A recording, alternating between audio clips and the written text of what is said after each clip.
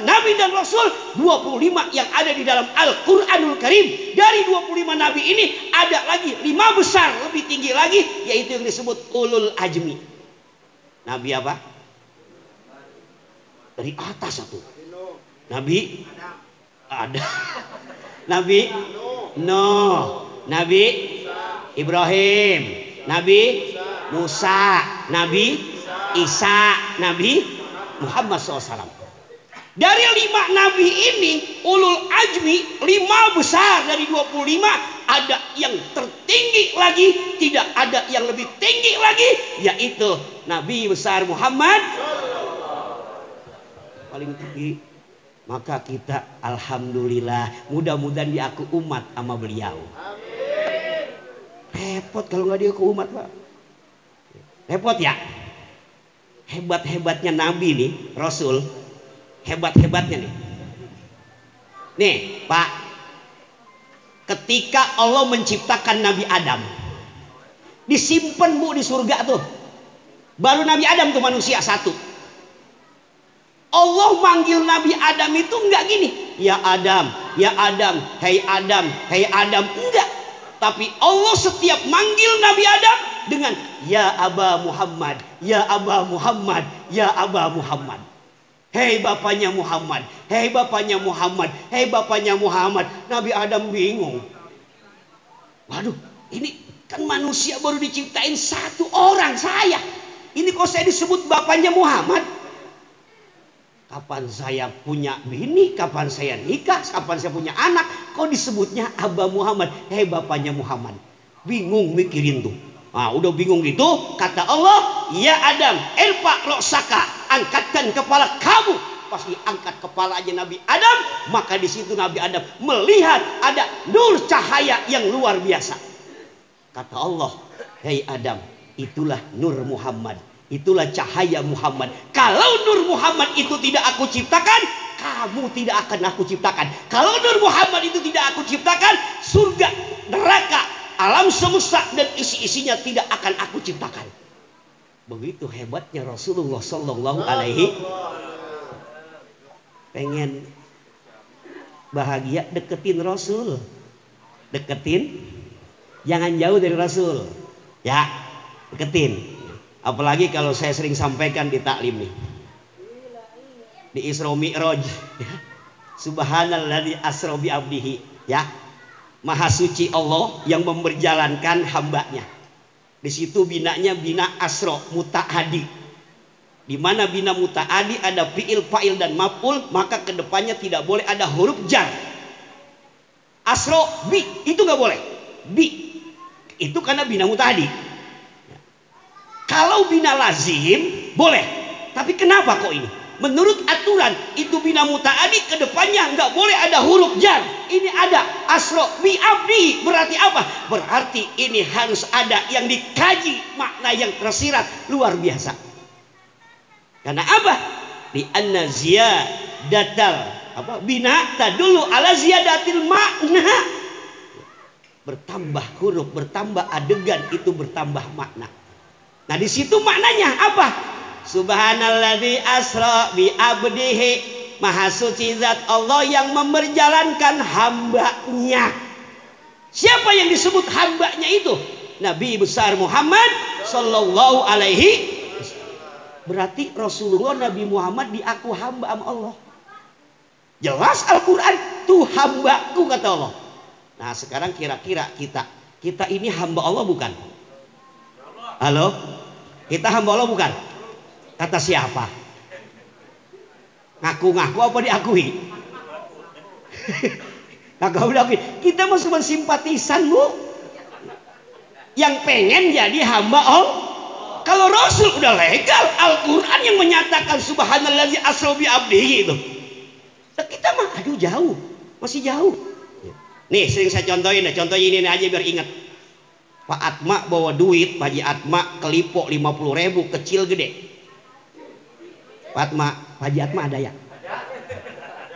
Hah? Oh lagi pipis. Ya. Nah ini siapa ya? Gondrong, bawa duit 50.000, kelipok kecil gede. Kecil. Ibu, Bu, bawa duit ke pasar 50.000 kecil gede? Hah? Kecil ya? 50.000 dapat apaan tuh? Iya. Ibu, itu 50.000 dibawa ke majelis taklim, kencreng lewat, gede kecil? Hamba Allah begitu. Ya, hamba Allah begitu. Masya Allah, Gusti. Ya. Nah, ya. Nah, terus deh. Gondrong aja, saya kenal gondrong aja dah. Contohin dah. Ya. Drong. Gondrong ini, hamburan ya Drong ya. Gondrong ini senang bola. Senang buat bola. Dibela-belain dah. Ada final Liga Champion antara Madrid dan MU. Dibela-belain tuh. Jam 3 live-nya. Gondrong ini jam 11 udah nyetel TV. Cekrek. Baru nonton setengah jam, ngantuk. Kira-kira Gondrong nyeduh kopi, matiin TV. Nyeduh kopi ya? Nyeduh kopi. Di lain waktu baca surat Al-Quran. Bismillahirrahmanirrahim. Yasin wal Quranil Hakim. Ngantuk, sodakallah. Ya Allah. Nyeduh kopi apa sodakallah? Sodakallah tuh. Dah hamba Allah yang begitu. Bu, ibu kalau sholat pakai mukena sekenanya apa pilih-pilih? Sekenanya ya. Tapi kalau mau kondangan, nah, sholat. Nah, itu masya Allah. Kita mah jauh simpatisan. Maka pengen ketarik jadi hamba Allah, deketin Nabi besar Muhammad Sallallahu Alaihi Wasallam. Dengan apa? Banyak baca sholat. Bu, kalau orang kirim salam ke Rasulullah nggak ada yang cemburu. Ada yang cemburu nggak? Kagak ada Pak. Siapa yang cemburu kalau ada yang nitip salam ke Rasul? Bro, nitip salam ke Rasulullah, nggak cemburu. Di depan suaminya, bro, lu mau umroh ya? Nitip salam ke Rasulullah, nggak cemburu suami. Istri juga nggak cemburu ya? Begitu hebatnya Rasulullah. Nggak ada satu pun cemburu.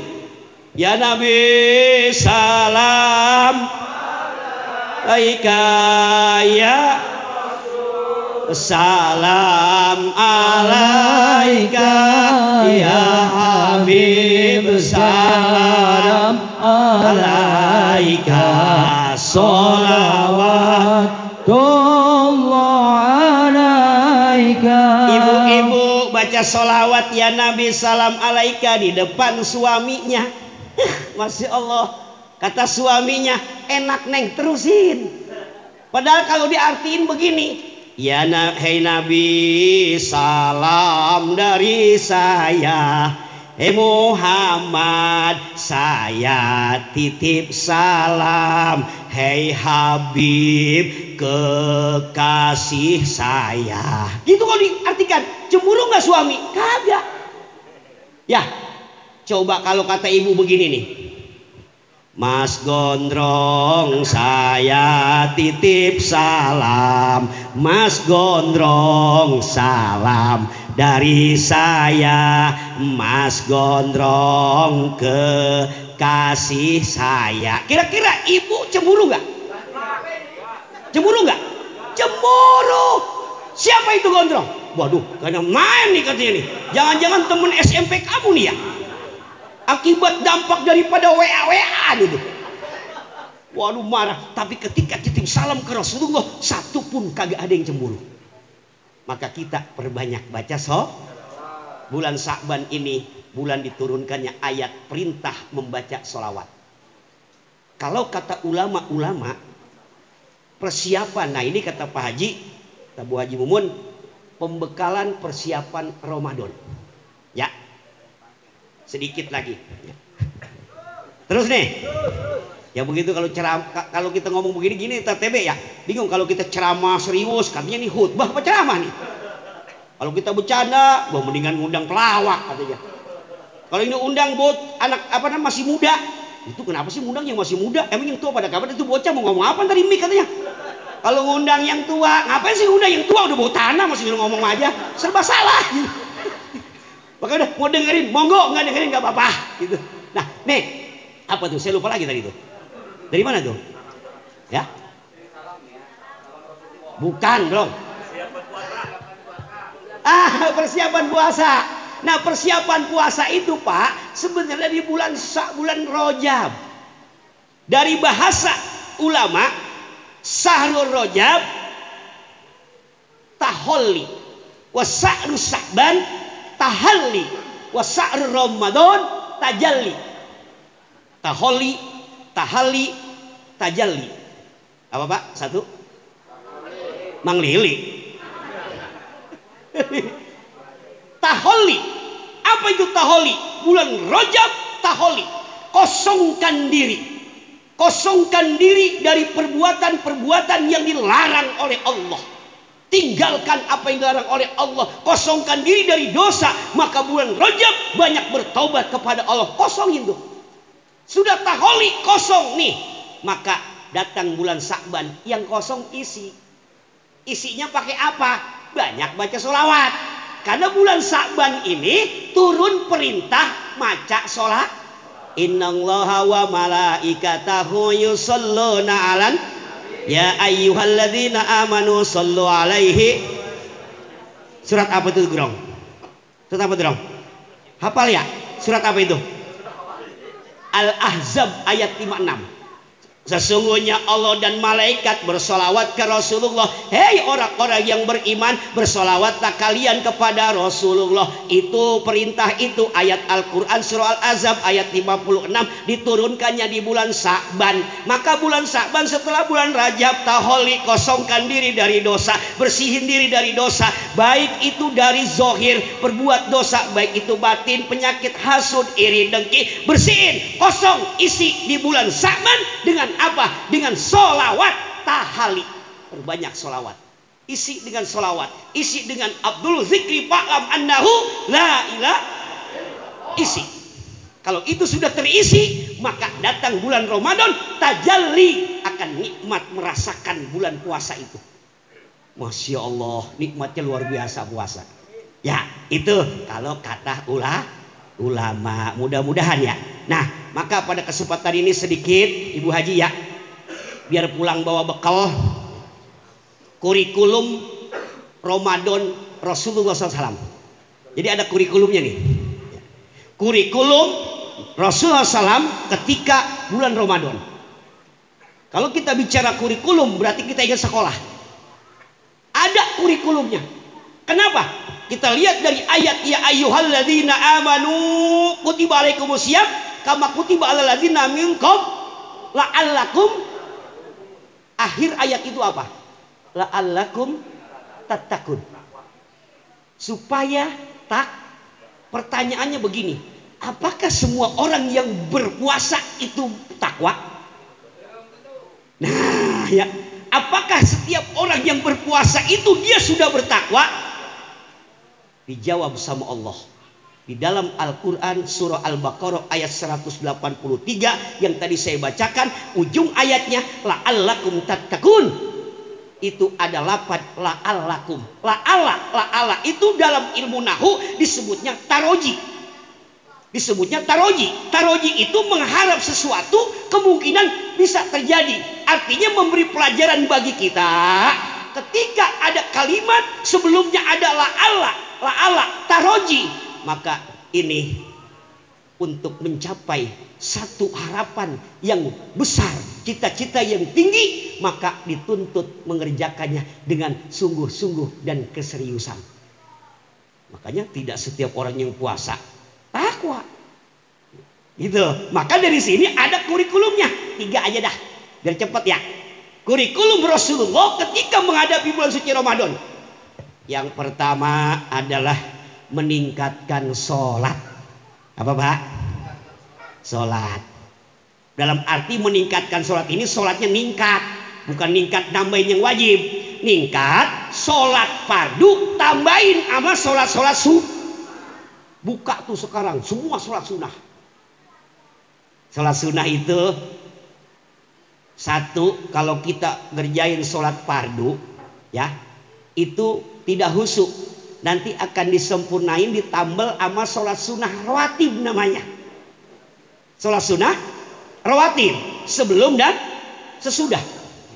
Rasulullah bersabda dalam satu hadisnya, Man sholla isnatai asyara ta rakaatan fi yaumin wa lailatin bunya lahu bihinna baitun fil jannah. Masya Allah, mudah-mudahan. Ya. Kaharti Bu? Hah? Hah? Terus. Tanggunglah. Ya. Coba lagi. Ya. Kata Rasulullah dalam hadisnya, man sholla isnatai asarota rakaatan, barang siapa, jangan barang siapa ya, nggak ada yang hilang barangnya. Siapa saja yang sholat sunnah 12 rakaat fi yaumin wa lailatin, setiap hari dan malam 24 jam dilakukan kontinu istiqomah, tidak ditinggalkan sampai dia dijemput sama malaikat Ajrail, 12 dilakukan sholat sunnah rawatib, maka bunia laku bihinna baitun fil jannah, maka dia akan dibangunkan oleh Allah satu rumah gedung di surga. Masya Allah. Cuman istiqomah dawam. Loh, kita kadang-kadang kalau lagi bener kerjain, kalau lagi kagak ya kadang-kadang kalau nganan kita mah, kalau lagi ngiri solihin juga bukan. Kalau lagi sodikin tuh ya. Itu ya. Mana yang 12 ini? 2 rakaat sebelum sholat subuh. Kata kerja ini ya, buat meningkatkan bekal kita karena bulan Ramadan luar biasa. 2 rakaat sebelum sholat subuh, 4 rakaat sebelum sholat zuhur, 2 rakaat setelah sholat zuhur, 2 rakaat setelah sholat maghrib, dan 2 rakaat setelah sholat isya. Jumlah jam lejeng nu ngajebleh jadi 12. Ada lagi yang mengatakan dalam hadis Ibnu Umar 10. Hafiztu asrota rakaatan, katanya. Saya hafal yang dilakukan Rasul adalah 10 rakaat. Itu mana? 2 rakaat sebelum zuhur, 2 rakaat setelah zuhur. Kalau tadi 4 rakaat aslinya 12, 4 rakaat sebelum zuhur.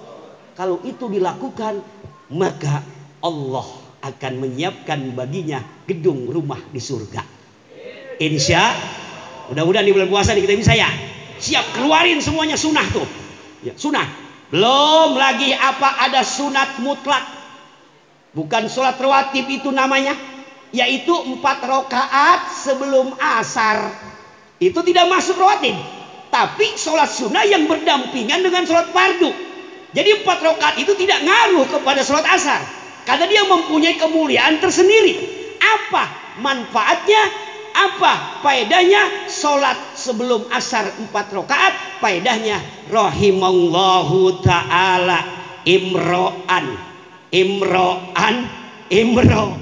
qoblal asri arba'an. Allah akan menambah rahmat bagi orang yang melaksanakan sholat sunnah 4 rakaat sebelum asar. Pernah kita 4 rakaat, Pak? Wah, belum. 2 kita mah ya. Ya, 4 rakaat salamnya 1 kali, nggak boleh tahiyat 2 kali. 1 kali langsung lurus. Nah, itu laksanakan, keluarin semua bulan Ramadan. Tambah lagi nanti apa? Sholat apa nih? Sholat taraweh, sholat tahajud, sholat witir, sholat duha. Sholat duha kebagi 3. Duha yang pertama yaitu pas begitu surut terbit matahari. Itu duha yang pertama. Awal duha. Ada duha pertengahan. Waktu duha pertengahan antara jam 8, jam 9, jam 10. Nah, waktu duha yang ketiga dari jam 10 sampai jam 11 menjelang zuhur. Apa fungsinya? Yang pertama awal duha pas surut terbit matahari. Begini Pak, kata Rasulullah di dalam hadisnya, ya, man sholla al-ghidata, man sholla al-ghidata, lupa lagi saya itu.